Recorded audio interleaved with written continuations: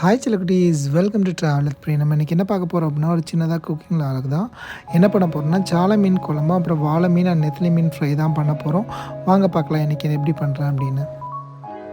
First ஒரு வானலி எடுத்து அடுப்பில் வச்சுட்டு, யூஸ்வலாக தாளிக்கிறதுக்கு ஃபஸ்ட்டு நல்லெண்ணெய், அப்புறம் கடுகு, வெந்தயம், சின்ன வெங்காயம், பச்சை மிளகாய், அதுக்கப்புறம் கருவேப்பிலை எல்லாமே போட்டு ஃப்ரை பண்ணிக்கிட்டேன்.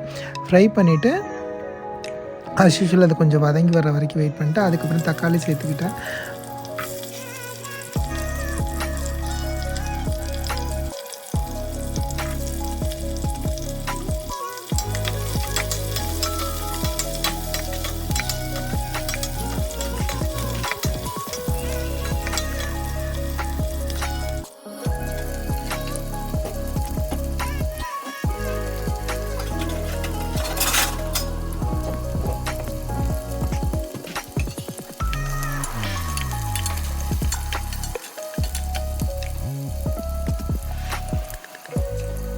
அப்படியே அந்த மசாலா வெங்காயம் தக்காளி வதங்குற டைமில் மீனுக்கும் மசாலா தடவி வச்சிட்டோம் அப்படின்னா கொஞ்சம் ஈஸியாக இருக்கும்ல.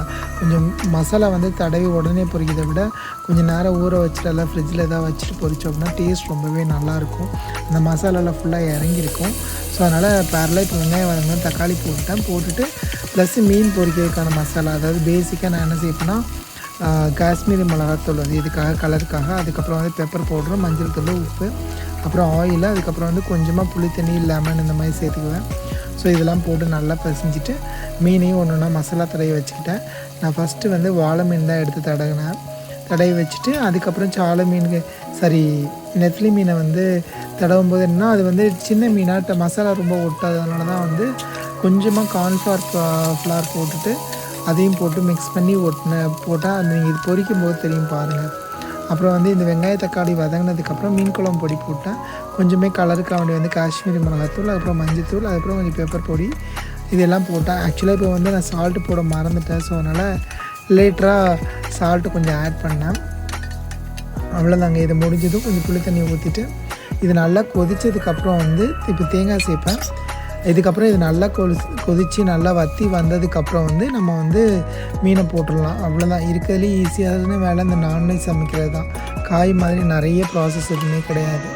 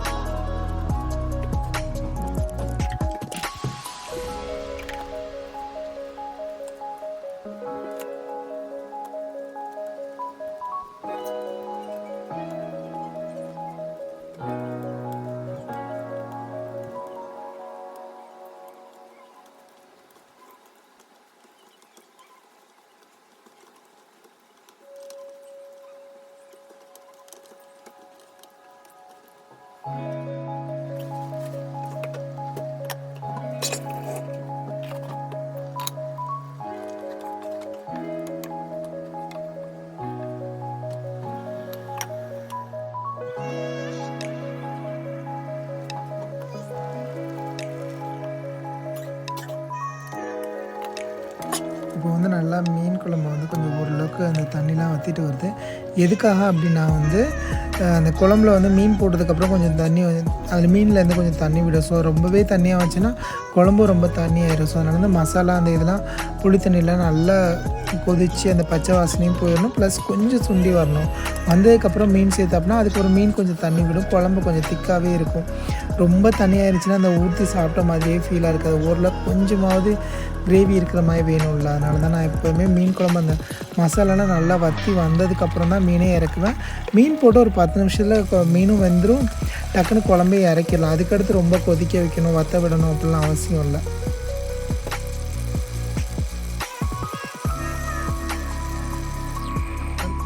அவ்வளோதான், குழம்பு ரெடி ஆச்சு. ஸோ அதனால தான் கொத்தமல்லி தழை போட்டு அப்படியே நான் வந்து கொஞ்ச நேரம் மூடி வச்சுட்டேன். பார்த்தீங்கன்னா அப்படியே கமகமன்னு ஸ்மெல் செம்மையாக வந்துச்சு.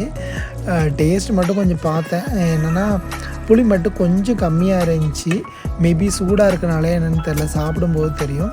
ஸோ அது ரெடியானதை அப்படியே வச்சுட்டு அதுக்கப்புறம் மீன் பொரிக்கலாம் அப்படின்னு ரெடி பண்ணிட்டேன். நான் ரொம்ப எண்ணெய் யூஸ் பண்ணக்கூடாது அப்படின்னால தோசைக்கல்லையே போட்டு ஃப்ரை பண்ணிடுவேன். அதுவும் கீழே கருவேப்பிலை போட்டுருவேன், ஏன்னா வந்து சம்டைம்ஸ் அந்த மசாலாவோட மீன் ஒட்டிக்கும் தோசைக்கல்ல வராது. ஸோ இப்படி கருவேப்பிலை போட்டோன்னா அப்படி கீழே வந்து ஒட்டாமல் வரும். அந்த கருவேப்பிலை ஸ்மெல்லும் அந்த மீனில் இறங்கி ரொம்ப நல்லாயிருக்கும். இதுதான் என்னோடய ஸ்டைல் ஆஃப் எப்படி சொல்கிறது மீன் ஃப்ரை பண்ணுறது அப்படின்னு. மோஸ்ட்லி இப்படி தான் பண்ணுவேன். இல்லைனா வந்து அந்த சாண்ட்விச் பேன் மாதிரி இருக்குல்ல, அதில் போட்டு பெரிய மீனாக பொரிப்பேன். அதுவும் கொஞ்சம் ஓரளவுக்கு ஒரு ட்ராப் 2 ட்ராப் எண்ணெய் விட்டு கூட ஈஸியாக பொரிச்சிடலாம். கொஞ்சம் ஆயில் ஃப்ரீ ஃப்ரை சாப்பிட்ணும், ஆனால் ஆயில் ஃப்ரீயாகவும் சாப்பிட்ணும் அப்படின்னா இந்த மாதிரி கொஞ்சம் டெக்னிக் யூஸ் பண்ணலாம். தோசைக்கல்லே கம்மியாக போட்டு பண்ணலாம். பட் என்னென்னா இது சின்ன மீன் அப்படிங்கிறதுனால ரொம்ப ஒட்டிக்கும், பிச்சிருவோம். அதனால் வந்து கொஞ்சமாக எண்ணெய் போட்டு பண்ணுறேன். ஆனால் டீப் ஃப்ரை யூஸ் பண்ணுற அளவுக்கு இதில் எண்ணெய் யூஸ் ஆகாதுன்னு தான் நான் சொல்லுவேன்.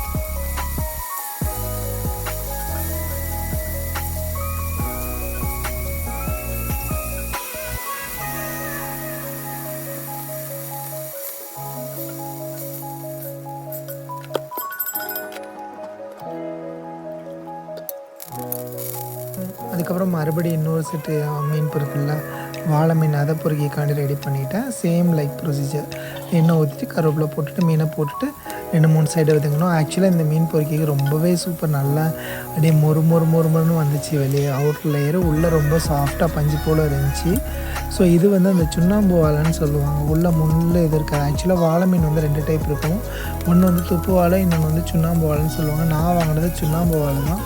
ஆல்ரெடி இந்த மீன் கடையிலேயே அந்த இது சுண்ணாம்பு இருக்கிறதெல்லாம் க்ளீன் பண்ணி கரெக்டாக கட் பண்ணி கொடுத்துட்டாங்க. ஸோ இதில் சென்டரில் ஒரு முள், அப்புறம் ரைட் சைடில் ஒரு சின்னதாக ஒரு 2-5 செட்டு முள் மாதிரி இருந்துச்சு. அவ்வளோதான், முள் எதுவுமே இல்லை. ரொம்ப டேஸ்ட்டாகவும் இருந்துச்சு, ரொம்ப சாஃப்ட் அண்ட் டேஸ்ட்டாக இருந்துச்சு. ஃப்ரை பண்ணிவிட்டேன், அவ்வளோதான். நான் சாப்பாடு ரெடி ஆகிடுச்சு. இதோட வச்சு நான் சாப்பிட ஆரம்பிச்சிட்டேன். உங்கள் வீட்டில் இன்றைக்கி என்ன ஸ்பெஷல் சொல்லுங்கள், வீக்கெண்டில் என்ன எடுத்தீங்க? இது உங்களுக்கு பிடிச்சிருந்தா லைக் பண்ணுங்கள், கமெண்ட் பண்ணுங்கள், சப்ஸ்கிரைப் பண்ணுங்கள். தேங்க்யூ, பாய், டேக் கேர்.